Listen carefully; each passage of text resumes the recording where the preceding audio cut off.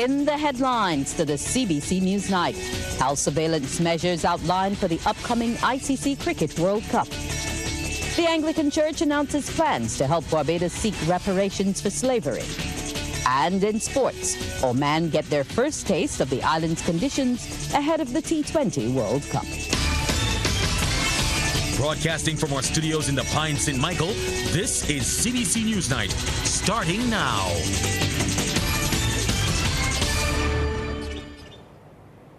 Hello and welcome to the CBC NewsNight for this Whit Monday. I'm Wendy Burke. The safety of the Barbadian public and visitors for the ICC Men's T20 Cricket World Cup is the main priority of the Ministry of Health and Wellness. This is according to Chief Medical Officer, Dr. the Most Honourable Kenneth George. I interviewed Dr. George and he says the ministry has a critical role to play and that's why several areas have been beefed up. Both ports of entry, air and sea, have stepped up their health surveillance as hundreds of tourists are expected over the course of the ICC Men's T20 Cricket World Cup. Dr. the Most Honourable Kenneth George says systems are ready to deal with any eventuality. We expect a lot of traffic coming through the Grantley Adams International Airport. And Port Health has been alerted and they are ready to identify disease early and to make sure that persons are brought into the appropriate care. The reason why we have enhanced port health surveillance is that persons will be traveling from not only our traditional markets, but some very unusual markets that will be descending within the region of the Caribbean and also Barbados. So we have to first understand their current situation, their epidemiology, and their disease profile in their countries, and then make sure that if disease is transmitted, to identify it early and to make sure that if there's quarantine or isolation required, we can do so quickly. He adds they're on heightened alert for fever and rash for specific diseases, given the origin of the visitor traffic and their disease profiles. A pointer to measles, and we are looking for more unusual diseases such as malaria. We're looking at yellow fever, monkeypox, and even Ebola. So we are taking, although the risk may be very low, we first have to consider and then be able to act. Okay. So we have sensitized several of our, not only of our port health staff, but all levels of staff at our ports of entry have been sensitized with respect to disease entering our ports of entry. All levels of staff at the ports have been trained to see, report and follow the necessary protocols should sickness present itself when the visitors start arriving in under 2 weeks. The Anglican Church in Barbados has announced its intention to help Barbados seek reparations for slavery. Bishop the Right Reverend Michael Maxwell made the revelation during a service to mark the start of Synod 2024. Sharika Griffith has the details.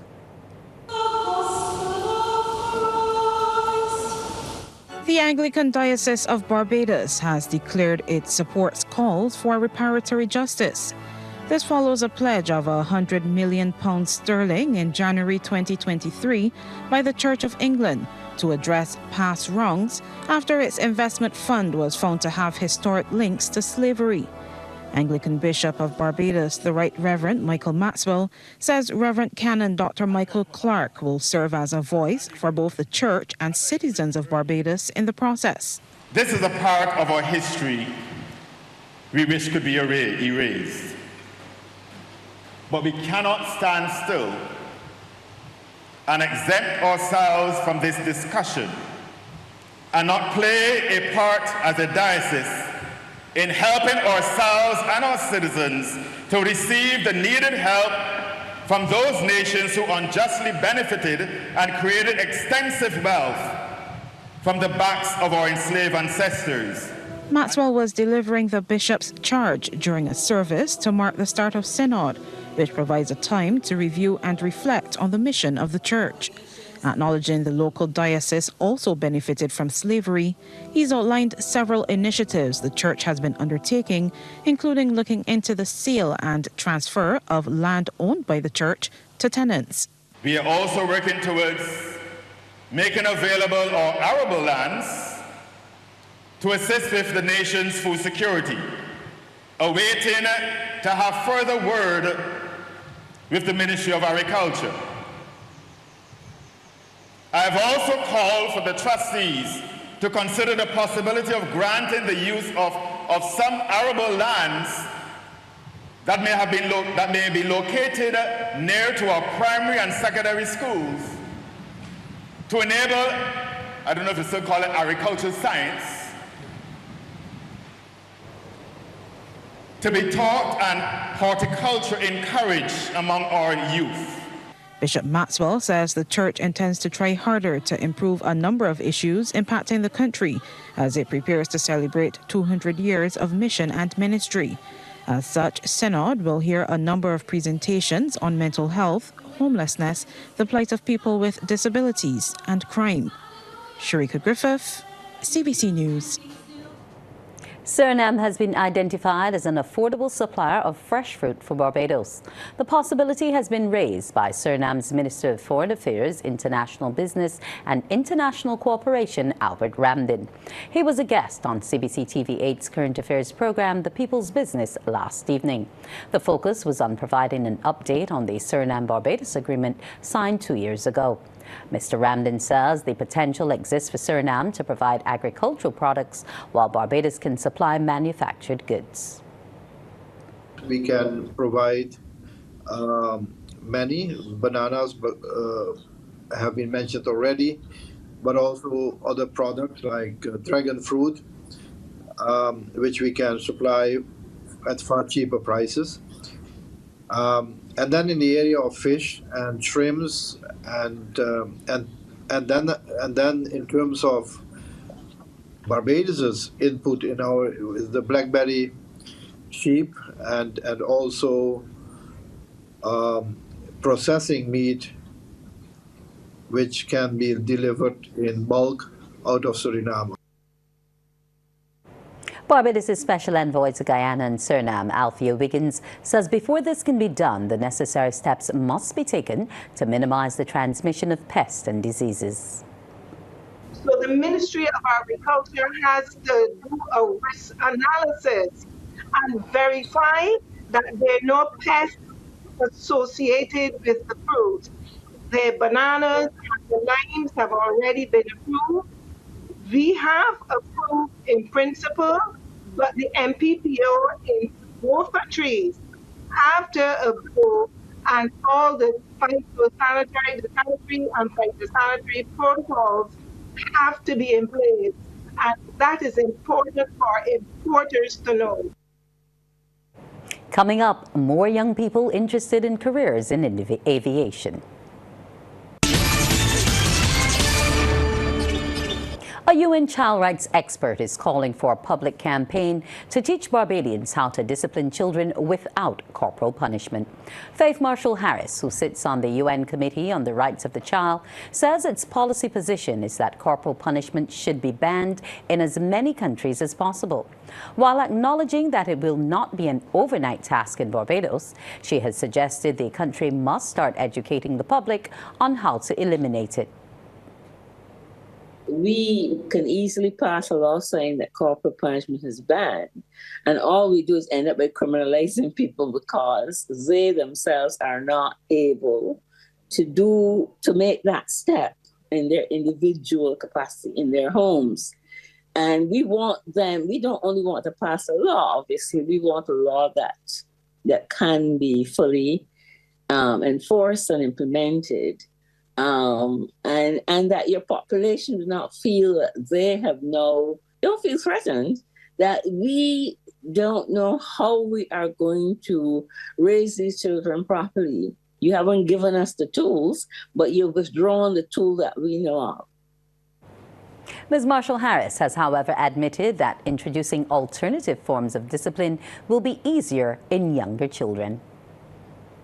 Because there are children across the world who have been brought up entirely, and they're respectful children, well-behaved children, without corporal punishment. But the point is that they have never known, a lot of us have never known what it was like, in fact, to be visited by any corporal punishment, although they have been disciplined. But to them, the ultimate discipline would have been, well, go to your room. You know, or maybe, but we are not going to allow you to use your iPad, or we won't allow you to watch TV. To them, that would be the ultimate punishment. Flight simulations, mini flights, robotics and drones were the order of the day as the Barbados Light Airplane Club hosted its International Learn to Fly Day. But the highlight for most was the tour on board an inter-Caribbean jet at the south ramp of the Grantley Adams International Airport. More young people are showing interest in flying planes. But according to operations manager at the club, Faye Wickham, it has caught the attention of more males. Usually we have a lot of females who would come through, but sometimes I guess depending on your finances, because it's not a cheap undertaking on a professional level, but it is rewarding at the end of it. So we do find a lot of interest of persons because we have our flight school, which teaches persons how to fly. One such student pilot is 18-year-old Anika Small, who began her flight journey in January 2023. She says so far she has had an enjoyable experience, although the drive to become a pilot only happened recently. I did ground school for the 3 months, which is nice. You meet interesting people, and we got to go on tours. I got to finally go on a tour to the ATC Tower, so that was fun. And, you know, the flying aspect is really nice as well, so yeah. Ms. Small says she hopes to be a cargo pilot someday and fly planes similar to those operated by DHL. If you got the heart, I feel it wouldn't be difficult to you. Once you enjoy it, you're having fun, it doesn't feel like work. Acknowledging the flight club is one of Barbados's best-kept secrets, Ms. Wickham says usually the public's response to Open Day is well received, and this year there's a lot more traffic than in previous years. It is now only a matter of time before some of those who toured the facility take to the skies. The United States Department of State has issued a worldwide security alert for citizens of the United States abroad to exercise increased caution in the countries in which they're residing. According to a statement from the U.S. Embassy in Trinidad and Tobago, due to the potential for terrorist attacks, demonstrations, or violent actions against U.S. citizens and interests, the Department of State advises U.S. citizens overseas to exercise increased caution. It adds the Department of State is aware of the increased potential for foreign terrorist organizations inspired violence against LGBTQI+ individuals and events. Good evening. With Sports Night, I'm Mark Seal. Oman defeated the Barbados Select squad by 6 wickets in their first warm-up match in preparation for the ICC Men's T20 Cricket World Cup. Now, in that unofficial warm-up match, playing at the 3Ws Oval, Barbados Select posted 176 for 3 in their 20 overs. Opener Lanico Boucher top scored with an unbeaten 87. CBC's Anmar Goodrich-Boyce reports on that first innings. Oman in red, allowing the Barbados Select 11 to have first knock. Belad Kang to Lanico Boucher, that's flicked away for 4. Boucher's opening partner, Cheyenne Braffett, was also enjoying the bowling in the power play. Square driving on bended knee through cover point for a boundary. There were back-to-back boundaries for Brathwaite. Here he is again, slapping to the fence through deep cover. Oman decided to introduce spin with Shakil Ahmed, and he received the same treatment as Boucher was in attacking mode for more. Boucher definitely took a liking to Oman's bowling attack. This delivery is smacked straight back past the bowler and umpire for another boundary. Braffett was also doing damage when he got the strike. This is up, up and away for a maximum launching, fires but out of the park. But Braffett's innings came to an end shortly after, missing a straight one and his bowled through the gate for 44. Barbados Select 86 for 1. Boucher, however, continued to pile on the pressure, going for a big shot and gets the reward. That's 6 runs and a well-played half-century. Shakil Ahmed to the new batsman Kevin Wickham, 6. Lofted shot to wide long off, more runs on the board. Shakim Ahmed to Wickham again, that's 6 more. Now it's Balab Kang to Wickham, full toss, but he's caught at deep point. Naeem Young is the new batsman, and he didn't last long. Caught at long on by Ian Kang, 146 for 3. Despite wickets tumbling all around, Boucher stayed focused and brought the innings to an end in grand style, smashing this 6 over the bowler's head as Barbados Select ended on 176 for 3. And Mark Goodrich Boyce, CBC Sports. Thanks, Admar. And in reply, Oman reached the target, finishing on 177 for 4 with an over to spare. Aqib Leas was the top scorer with 63. Meanwhile, Barbados rolled out the red carpet for the Oman team at the Lloyd Erskine Sanford Centre on Saturday night. The Asian side is the first squad to arrive on the island for the upcoming ICC T20 World Cup. Cricket legends, including Sir Gordon Greenidge, joined government officials and members of the BCA for the welcoming party. Now, during the night, the Oman squad presented tokens of appreciation to the BCA president, Conde Riley. Head coach Duleep Mendes says he is grateful for the assistance by Barbadian administrator and former England cricketer Roland Butcher in getting the team ready for the tournament. It was with some luck that I came across Roland, and I requested Roland to get some pre-tour preparation in Barbados, and he very kindly obliged us. And thank you very much, Roland, and your team for extending that to us. Vice President of the BCA, Calvin Hope, wished the team all the best during the World Cup. We especially invite you to enjoy Barbados, enjoy your time on and off the field. You will recognize in traveling Barbados that this is a cricket country. We are very passionate about the game. We love the game very much. You would have known a bit about our history. We've produced a number of outstanding cricketers, world known.